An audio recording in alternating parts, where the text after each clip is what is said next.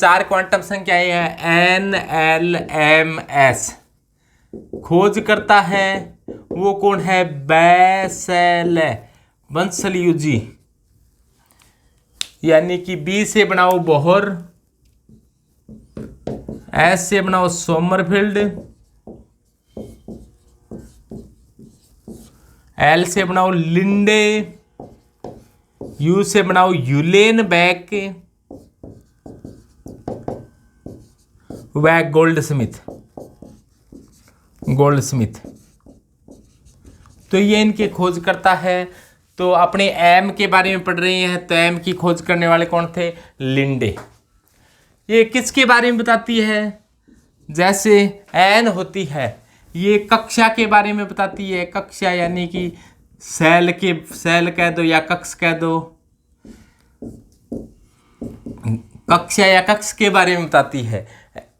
जो द्वितीय क्वांटम संख्या, दूसरी क्वांटम संख्या है, वो किसके बारे में बताती है? सब सेल के बारे में बताती है, यानी कि उपकोष के बारे में बताती है।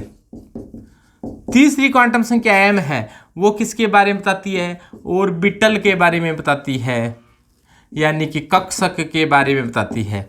और ये एस है, वो किसके बारे में बताती है? इलेक्ट्रॉन के बारे में बताती है। तो अपनी तीसरी क्वांटम संख्या एम है, तो ये किसके बारे में बताएगी?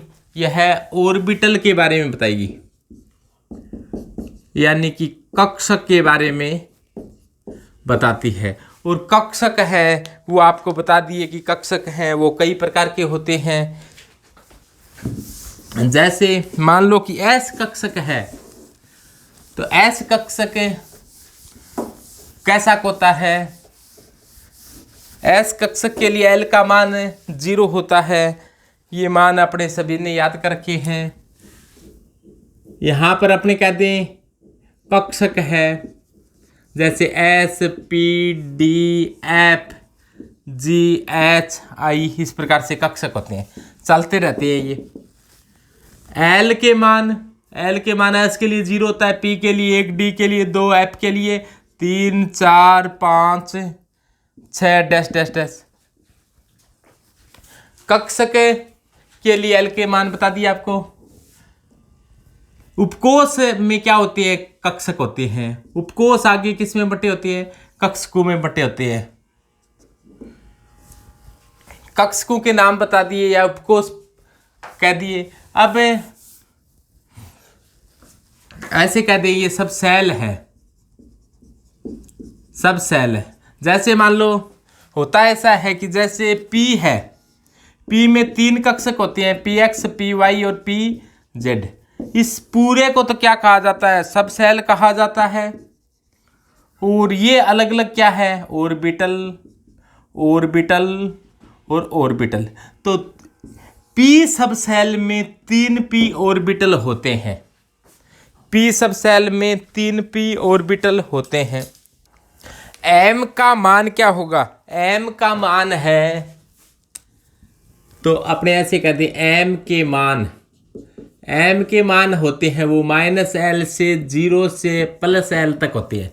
जैसे 0 है तो 0 ही होगा, 1 है तो -1 0 +1 होगा, 2 है तो -2 -1 0 +1 और +2 होगा, यानी कि -L से +L तक। जैसे L का मान 3 है तो -3 से लेकर +3 तक होंगे, -3 -2 -1 0 +1 +2 व +3। जैसे L का मान 4 है तो M के मान क्या होंगे? -4 से लेकर +4 तक होंगे, तो -4 -3 -2 -1 0 +1 +2 +3। इसी प्रकार से L का मान यदि 5 है तो क्या होगा? -5 -4 -3 -2 -1 0 +1 +2 +3 +4 और +5। -5 से +5 तक होते हैं। तो इस प्रकार से m के मान होते हैं। ये तो m के मान है। तो m के मान कैसे होते हैं? -L से 0 से +L तक होते हैं। जबकि m के मानों की संख्या m के मानों की संख्या है। m के मानों की संख्या कैसे ज्ञात की जा सकती है? m के मानों की संख्या होती है, वो होती है 2l प्लस 1। m के मानों की संख्या होती है 2l प्लस 1। तो देखो l का मान 0 है, l बराबर 0 है, तो 2l प्लस 1 क्या आ जाएगा? 0 प्लस 1, तो मान कितना आया? 1। 1 का मतलब क्या हो गया? m के मान की कक्षक संख्या उपकोष में कक्षकों की संख्या के बराबर होती है।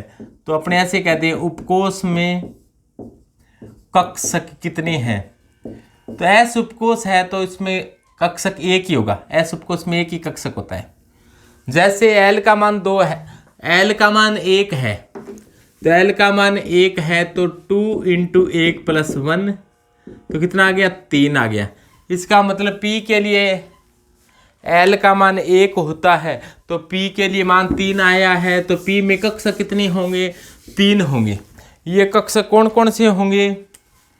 ये 3 इस प्रकार से होंगे, Px, Py और Pz। 3 कक्षक हैं ये, Px, Py और Pz कह देते हैं। L का मान 2, D के लिए L का मान 2 आता है। D के लिए L का मान आपको बताया 2 है। L का मान 2 है तो 2l प्लस 1 का मान कितना आ जाएगा? 2 × 2 + 1 मान आ गया 5, यानी कि D में कितने कक्षक हो गए? 5। D में 5 होंगे, उनको नाम दिए गए हैं क्रमशः dxy, dyz, dxz, dx² y² और dz²। f के लिए l का मान 3 है, तो l का मान 3 है तो 2l प्लस 1 का मान क्या होगा? 2l प्लस 1 का मान, तो यहाँ पर l की जगह 3 रख दो, तो 3 2 6 और 1 7। तो f कक्षक है, f उपकोष में 7 f कक्षक होंगे।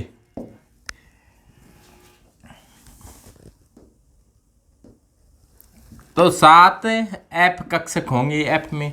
इसी प्रकार g है, l का मान 4 है g के लिए, तो 2 × 4 + 1, 4 2 8 1 9। g के अंदर कक्षक कितने होंगे? 9 होंगे,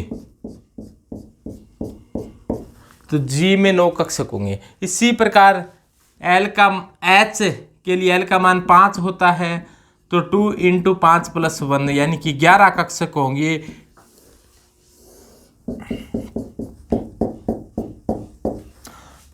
तो H के लिए 11 होंगे। इसी प्रकार से ये आगे चलता जाएगा। तो आप बता सकते हो कि कोई उपकोष है, उसमें कक्षकों की संख्या कितनी है? 2l + 1। और इलेक्ट्रॉनों की संख्या कितनी है उपकोष में? उपकोष में इलेक्ट्रॉनों की संख्या, उपकोष में इलेक्ट्रॉनों की संख्या, उपकोष है टोटल 2l + 1, और उपकोष में कक्षक 2l + 1 है। और आप जानते हैं कक्षक में कितने इलेक्ट्रॉन रह सकते हैं? 2। तो आप कक्षकों की, उपकोष में कक्षक है 2l + 1 और एक कक्षक में 2 इलेक्ट्रॉन रह सकते हैं, तो ऐसे में अधिकतम इलेक्ट्रॉन कितने आ सकते हैं? 2। क्योंकि 2 एक कक्षक था तो एक कक्षक में 2 इलेक्ट्रॉन आ सकते हैं, 2 से गुणा हुआ है। ये 3 है, 3 कक्षक है, एक कक्षक में 2, तो कितने इलेक्ट्रॉन आ सकते हैं? 6। P के अंदर 6 आ सकते हैं। कैसे? 1 2 3 4 5 6। D में 1 2 3 4 5 6 7 8 9 10। तो D में कितने आ सकते हैं? 5 कक्षक है, एक कक्षक में 2 आ सकते हैं, तो 10। इसी प्रकार यहाँ पर 7 कक्षक है, एक कक्षक में 2 आएंगे तो 14। इसी प्रकार 9 कक्षक हो तो 18, यानी कि G कक्षक में 18 इलेक्ट्रॉन आ सकते हैं। तब इलेक्ट्रॉन जब भी भरे जाएंगे D कक्षक में 18 होंगे। इसी प्रकार H कक्षक के अंदर 2 × 11 यानी कि 22 इलेक्ट्रॉन हैं वो आ सकते हैं। तो कितने इलेक्ट्रॉन आ सकते हैं इसके बारे में भी चुंबकीय क्वांटम संख्या m है। तो ये बात थी चुंबकीय क्वांटम संख्या है। चुंबकीय क्वांटम संख्या बताती है कक्षकों के बारे में। कक्षाएं हैं वो उपकोषों में बटी होती है और उपकोष है वो कक्षकों में बटे होते हैं। कक्षाएं जैसे ये नाभिक है, नाभिक के चारों ओर कक्षाएं होती है। ये पहली कक्षा है, ये दूसरी कक्षा है, ये तीसरी कक्षा है। तो पहली कक्षा है तो n का मान 1 है, दूसरी है तो n का मान 2 है, तीसरी है तो n का मान 3 है।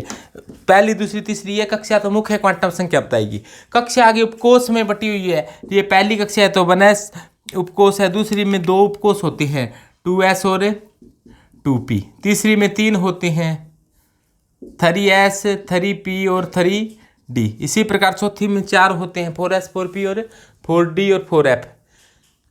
तो कक्षा उपकोष, उपकोष आगे कक्षकों में बटे होते हैं। s है तो एक ही, p है तो p में 3 होते हैं px py और pz। इसी प्रकार s में 1, p में 3 और d में 5। ऐसा माना जाता है एक उपकोष के कक्षक है, उनकी ऊर्जा क्या होती है, बराबर होती है। इनको समभ्रंश कक्षक कहा जाता है। ये सूत्र है वो उपकोष में कक्षकों की संख्या का है। उपकोष में कक्षकों की संख्या बतानी हो ना आपको, तो आप क्या कहोगे 2l प्लस 1 कहोगे। उपकोष में कक्षक कितने हैं 2l प्लस 1। उपकोष में कक्षक जैसे ऐसे उपकोष में कक्षक 1 है, p उपकोष में कक्षक है 3 है, d उपकोष में कक्षक है 5 है। उपकोष में कक्षक है। ऐसे पूछ लिया जाए आपको कि कक्षा में कक्षक है, तो किसी कक्षा यानी कि सेल में अधिकतम इलेक्ट्रॉन कितने आ सकते हैं। अधिकतम इलेक्ट्रॉनों की संख्या का सूत्र क्या बताया गया था। एक कक्षा में अधिकतम इलेक्ट्रॉनों की संख्या होती है 2n की स्क्वायर। एक कक्षा में अधिकतम कितने इलेक्ट्रॉन आ सकते हैं 2n की स्क्वायर। तो एक कक्षा में अधिकतम इलेक्ट्रॉनों की संख्या होती है 2n की स्क्वायर।